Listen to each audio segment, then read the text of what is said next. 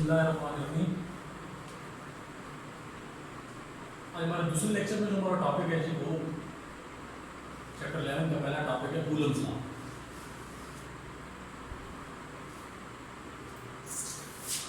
ये कूलम्स एक साइंटिस्ट का नाम था। कूलम्स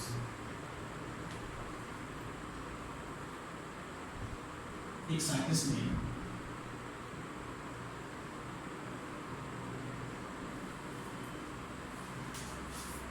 इसका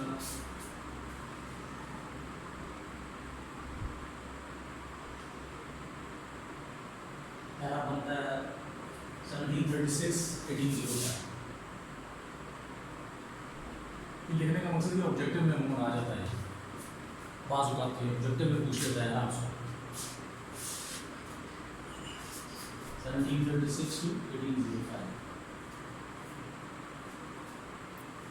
कूलम ने सबसे पहले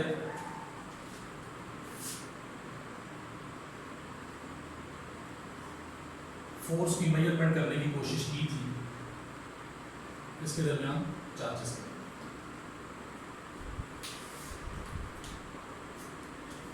अब मैंने तुमसे पहले लेक्चर में बताया था कि आपके पास अगर लाइक चार्जेस होंगे तो वो एक दूसरे को रिपेल करेंगे, और अगर अनलाइक चार्जेस होंगे तो वो एक दूसरे को अट्रैक्ट करेंगे, यानी वो कशिश रखेंगे। इसका मतलब ये हुआ कि अगर आपका जो चार्जेस हैं, अगर किसी जगह चार्जेस पड़े होते हैं तो फोर्स डिपेंड करती है चार्जेस की नेचर पे। अगर लाइक चार्जेस हैं तो like charges will repel each other,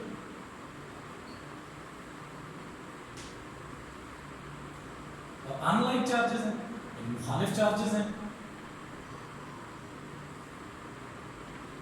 will attract each other, वो क्या करेंगे एक दूसरे को अट्रैक्ट करेंगे। यानी इसका मतलब ये हुआ कि कूलम ने फोर्स ऑफ अट्रैक्शन भी मेजर करने की कोशिश की और फोर्स ऑफ रिपल्शन भी मेजर करने की कोशिश की। तो क्योंकि उस चार्जेस के दरमियान अट्रैक्शन की फोर्स भी हो सकती है और रिपल्शन की फोर्स भी हो सकती है। तो सबसे पहले हम इसकी स्टेटमेंट देखते हैं कि इसने उस लॉ के बाद जो स्टेटमेंट अखज़ की, जो स्टेटमेंट बनाई, वो स्टेटमेंट क्या थी, जो स्टेटमेंट दी वो क्या थी। Coulomb states that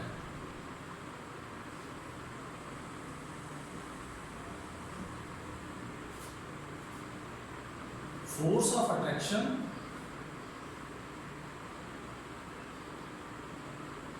or repulsion between two point charges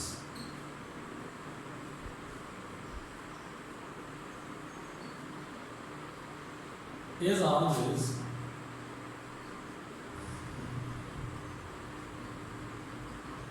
directly proportional to the product of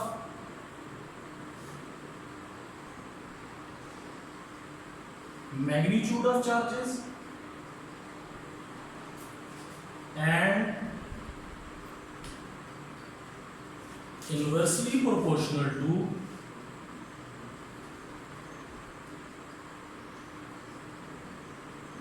square of distance between them।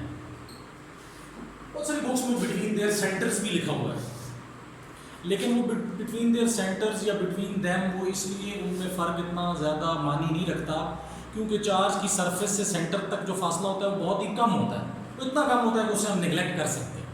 तो लिहाजा बिटवीन देम लिखते हैं या बिटवीन देयर सेंटर्स लिखते हैं, वो इतना ज़्यादा उनमें कोई फ़र्क नहीं है क्योंकि वो डिस्टेंस इतना कम है कि उस डिस्टेंस को हम निगलेक्ट कर सकते हैं या उसके वो डिस्टेंस को हम इग्नोर कर सकते हैं। तो इसलिए आप सिंपल ये लिखते हैं inversely proportional to the square of the distance between them का मतलब बिटवीन चार्जेस। अगर किसी जगह लिखा हुआ between the centres of the charges तो वो भी एक ही चीज़ है, ना थोड़ा सा फर्क है, ऐसा फर्क है जिसे इग्नोर किया जा सकता है।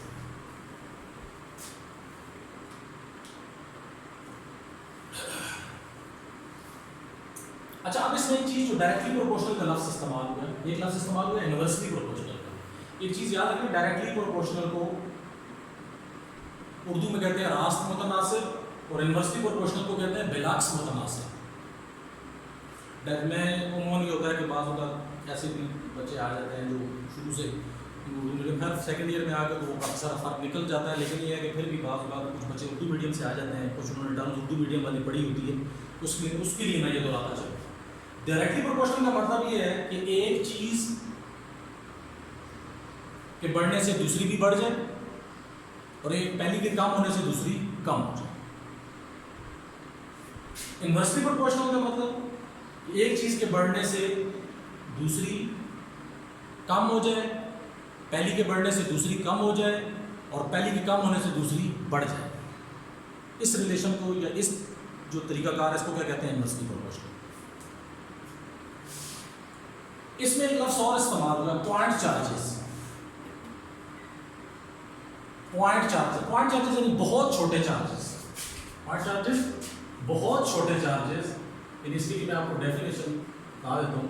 The charges whose sizes are less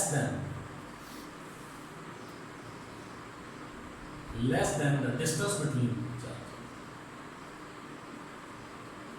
ऐसे चार्जेस जिनका साइज उनके दरमियानी फासले से कम हो, उन चार्जेस को क्या कहा जाता है? पॉइंट चार्जेस कहा जाता है। यानी आप उससे अंदाजा लगा लें कि आपके पास एक फाइनाइट से वॉल्यूम में, फाइनाइट वॉल्यूम यानी महदूद से वॉल्यूम में आपके पास करोड़ों एटम्स होते हैं, करोड़ों चार्जेस होते हैं, लेकिन उसके बावजूद भी एक जगह करोड़ों चार्जेस के होने के बावजूद भी दरमियानी फासला साइज से बड़ा है। ये आपके पास 1 मीटर क्यूब, मैं आपको मिसाल दे रहा हूँ कि आपके पास 1 मीटर क्यूब जगह, 1 मीटर क्यूब के अंदर आपके पास करोड़ों चार्जेस हैं, उसके बावजूद भी उनका दरमियानी डिस्टेंस उनके साइज से ज़्यादा है, तो आप इससे अंदाज़ा लगा लें कि साइज कितना कम होगा। बात मेरी फॉलो हो रही कि आपके पास एक जगह फाइनाइट वॉल्यूम में करोड़ों अरबों एटम्स का चार्जेस होने के बावजूद उनका जो दरमियानी फासला है वो उनके साइज से फिर भी ज़्यादा है, उससे आप अंदाज़ा लगा लें कि साइज कितना कम है। इसलिए पॉइंट चार्जेस बहुत ही छोटे साइज के चार्जेस हैं। इसका मतलब है चार्जेस का साइज बहुत ही छोटा। आपने वैसे भी पढ़ लिया है कि उसका मैथ आपका चार्ज जो आपने 1.6 × 10⁻⁹ बोला, उससे आपको अंदाजा लगा। अभी आगे चल के जब आप प्रोटॉन्स और इलेक्ट्रॉन्स के मैसेज देखेंगे तो बहुत ही कम है, तो जारी बात है जो छोटी चीज़ होती है उसका मैथ भी काफ़ी है। तो अब आप कूलम्स लॉ देख लें। कूलम्स लॉ में कहता है कि अगर लाइक चार्जेस होंगे तो वो रिपेल करेंगे, अनलाइक होंगे तो वो एक दूसरे को अट्रैक्ट करेंगे। तो दोनों को एक ही जगह पर उसने कह दिया कि बेशक अट्रैक्शन की फोर्स हो चार्जेस के दरमियान या रिपल्शन की फोर्स हो, दो पॉइंट चार्जेस के दरमियान, ये बहुत ही छोटे चार्जेस हैं। ये ऑलवेज डायरेक्टली प्रोपोर्शनल। वो डायरेक्टली प्रोपोर्शनल है किसके? Product of magnitude of charges. यानी आप यहाँ पे चार्जेस का सिर्फ मैग्नीट्यूड लेंगे। मैग्नीट्यूड लेने से मुराद क्या है कि आप नेचर को डिस्कस नहीं करेंगे, नेगेटिव पॉजिटिव आपको जरूरी, आप सिंपल उनका मैग्नीट्यूड लेंगे। प्रोडक्ट का मतलब क्या होगा कि जो दो चार्जेस होंगे उनका जो हासिल ज़रब होगा, हासिल ज़रब यानी दोनों को जो मल्टीप्लाई करके जो रिजल्ट आता है दैट इज कॉल्ड प्रोडक्ट, उसको प्रोडक्ट कहते हैं। And inversely proportional. अब पहले हम प्रोडक्ट को देख लेते हैं। अगर मैं मैथमेटिकली इसको देखना चाहूँ,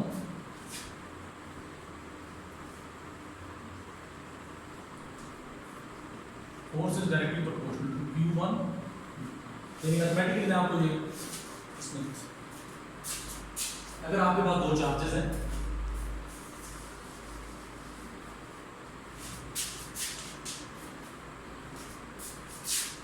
सपोज एक चार्ज Q1 है,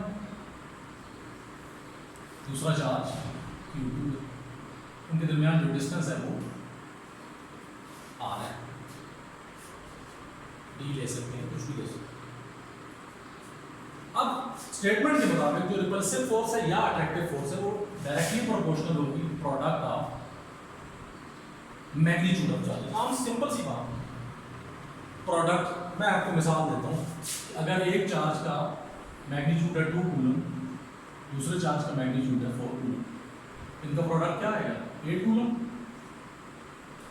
Q1 Q2। इसी तरह एक चार्ज 10 कूलम, दूसरा भी 10 कूलम, बड़े चार्जेस आ गए, इनका प्रोडक्ट क्या होगा? 100 कूलम्स की।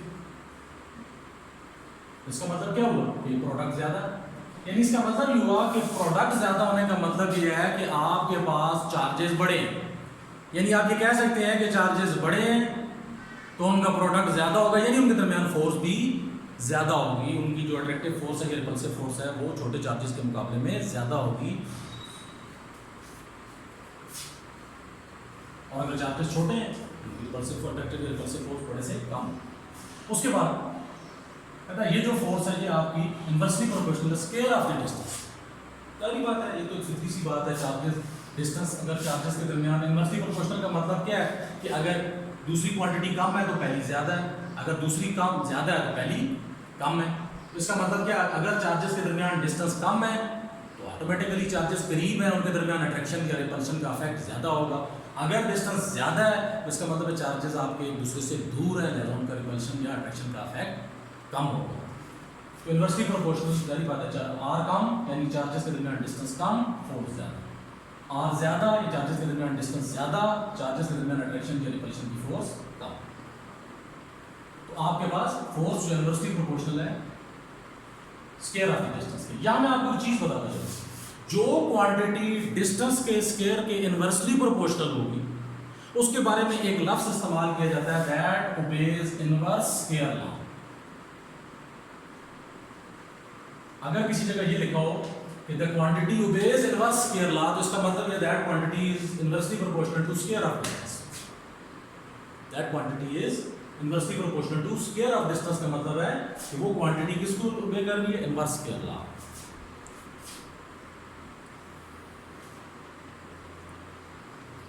कंबाइनिंग इक्वेशन 1 एंड 2,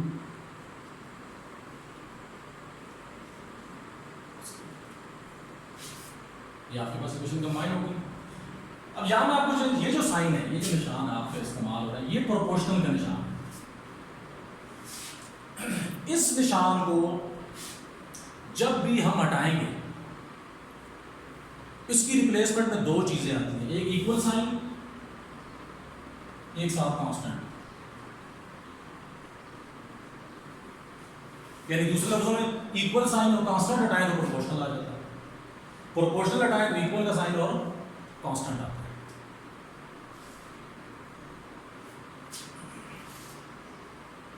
अब इस कूलम को हर लॉ का एक अपना कांस्टेंट है, यहां पे वो कांस्टेंट के तौर पर इस्तेमाल हो रहा है, के इस्तेमाल हो रहा है।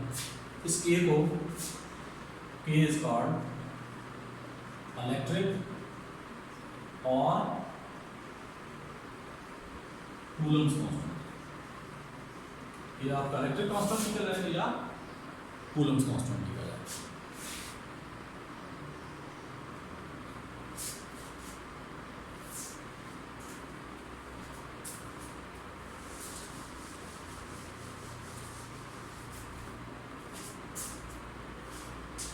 अब यहां से मैं के की वैल्यू अगर निकालना चाहूँ तो आर स्क्वायर क्रॉस मल्टीप्लाई होकर एफ के साथ ऊपर चले जाए, एफ आर स्क्वायर के Q1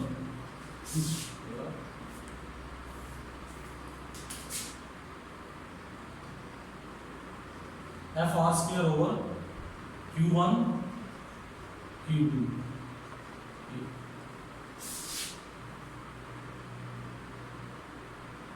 ये के की यूनिट निकालना है, फोर्स न्यूटन, डिस्टेंस मीटर, ऊपर स्क्वायर है तो newton metre square, Q1 charge है कूलम, Q2 भी चार्ज है coulomb, coulomb into coulomb, coulomb square. ये आपके पास कूलम कांस्टेंट की यूनिट आ गई। अब हम इसकी वैल्यू मैग्नीट्यूड भी निकालना चाहते हैं, यूनिट तो निकल आई। This is equation 3। K is electric और कूलम्स कांस्टेंट।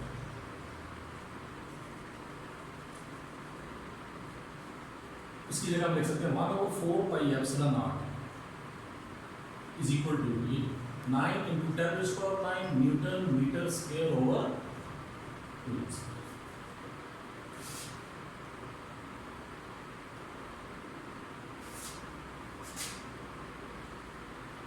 इक्वेशन 3 के की इस वैल्यू को इक्वेशन 3 पे पुट कर देते हैं। 1 के की जगह क्या आ जाएगा, 1 over 4 pi epsilon naught Q1 Q2 over R. अब यहां से सवाल ये बताओ कि व्हाट इज ये एप्सिलॉन नॉट क्या चीज है? Epsilon not is called permittivity of free space.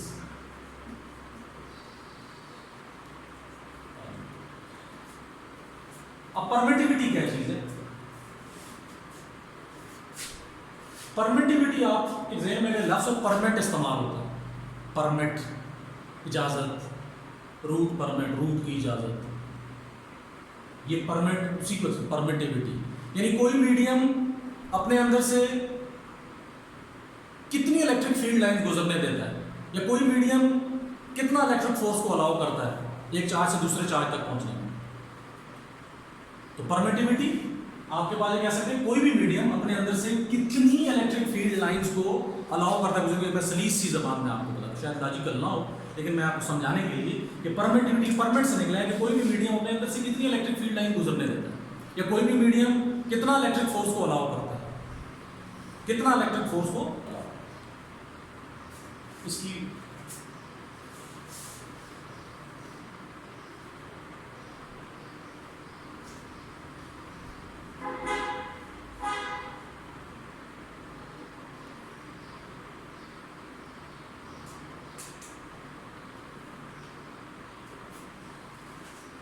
मैंने पर permittivity, ability of a medium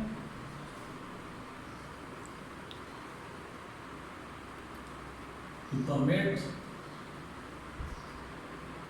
और अलाउ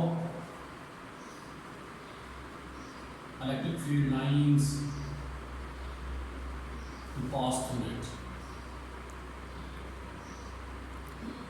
और ability of a medium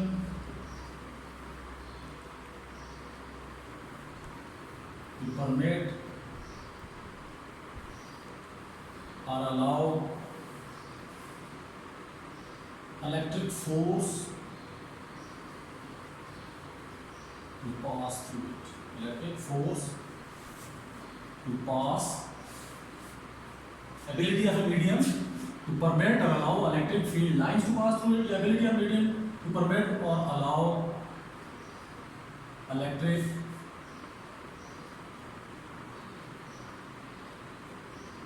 force to pass through.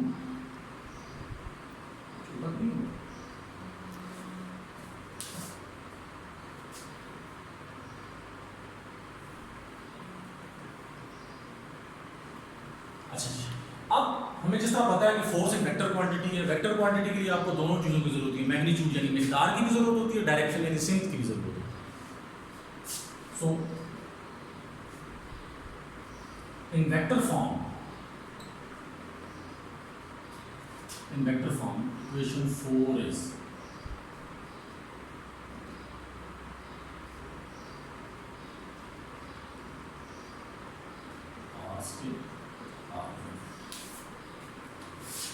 R unit vector shows the direction of force from one charge to other charge. R unit vector shows direction of force from first charge to second charge or vice versa.